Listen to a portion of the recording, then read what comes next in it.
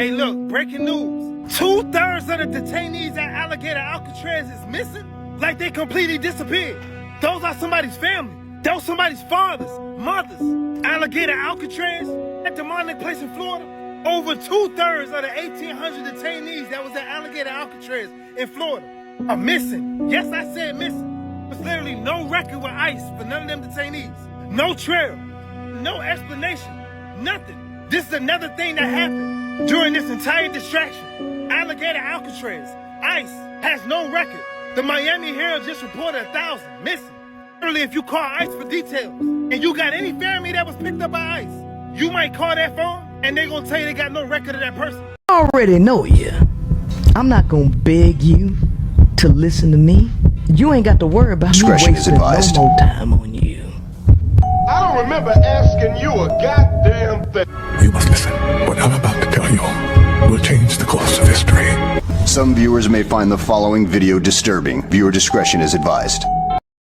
I'm not draining myself. And that's what y'all ass don't get, cause you're in the matrix and you need to get out.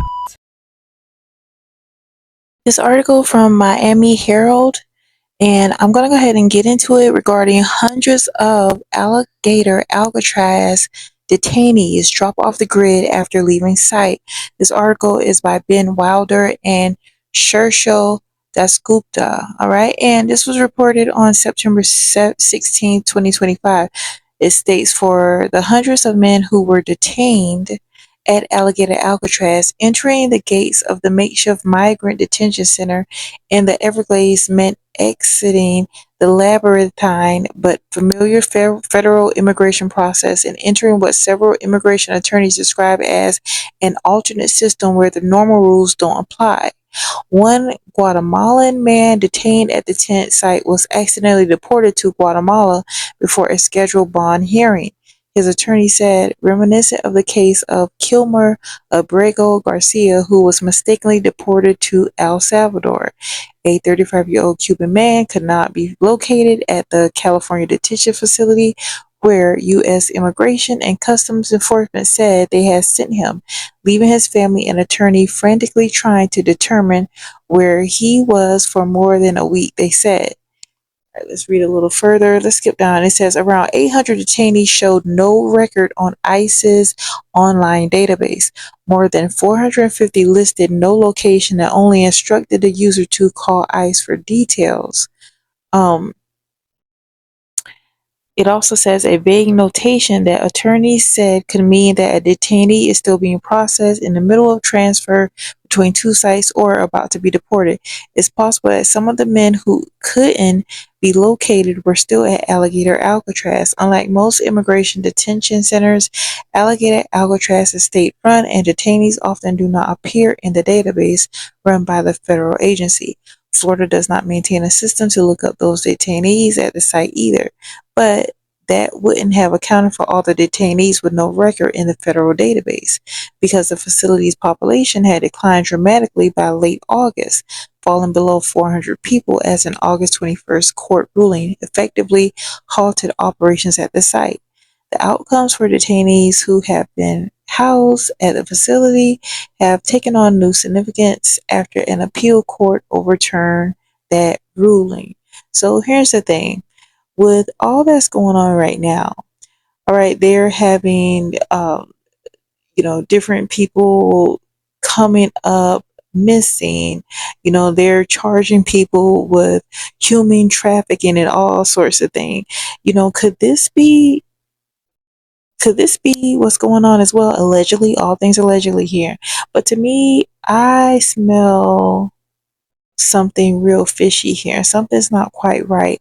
And although they can make a lot of excuses why, these people aren't being accounted for in ICE's database, we all know that a lot of the films about these agencies, these GOBT agencies, they are hand in hand with doing nefarious things.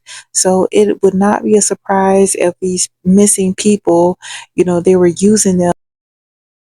1,200 people who were detained at Alligator Alcatraz have vanished, and their records have been completely wiped from the online ICE database. Their families and lawyers have no idea where they are and have no way to reach them.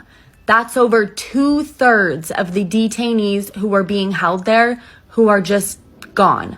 This information comes at the same time as reports confirm that ICE is using untraceable military flights to send immigrants to prison camps in third world countries. This is literally exactly how a certain tragedy started in 1930s Germany, and now it's repeating here.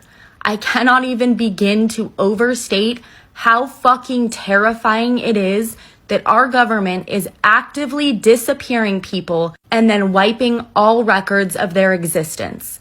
There's absolutely zero mainstream coverage of this, so please save and share to get the word out, because this is something we cannot stay silent on. Let's talk about the vanishing at Alligator Alcatraz. Stick around. Let's talk about what you should know. Roughly 1,200 immigrants once detained at Alligator Alcatraz. Now that we know is a remote Florida detention facility that's in the Everglades, have simply vanished from public record.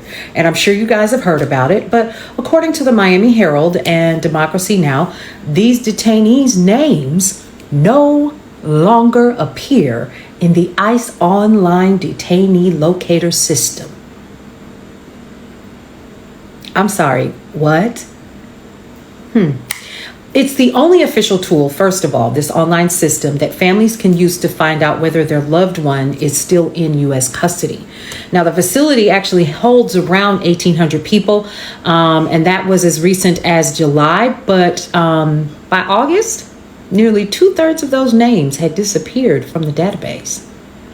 Family members reported unanswered phone calls. Attorneys are stonewalled by bureaucratic silence, and immigrant advocacy groups have called the situation an administrative disappearance. Any red flags going off yet? Yeah. So where are they? Okay, well, ICE has provided no transparent accounting. Some may have been transferred to other facilities, others have been deported, and some possibly released without record. But none of these explanations justify this huge black hole in documentation, which is a huge issue. I don't know if any of you all know, but when you want to know where your loved ones are in a situation like this, it's a complete erasure of 1,200 individuals from a federal system designed to ensure transparency. But then, I mean, you know, Fourth Amendment and all, you know, let's talk about transparency. So this isn't just a simple clerical oversight, folks. According to ICE's own privacy impact assessment, the public database only lists currently individuals in ICE custody. Once transferred or released, their records disappear from view. In effect, ICE is legally allowed to make people invisible the moment they leave direct custody, even if their families have no way of knowing where they went or whether they're still alive. So we know that there's some legal stuff that happens. So there's this legal shell game. ICE's ability to hide detainee information rests on a tangle of federal privacy laws and exemptions. So number one, the Privacy Act, 5 U.S.C. 552A restricts disclosure of personal information without consent. Number two, asylum confidentiality. Now that particular one prohibits release of details about asylum cases even to relatives, and FOIA exemptions that actually allow ICE to withhold data that might affect law enforcement proceedings or personal privacy.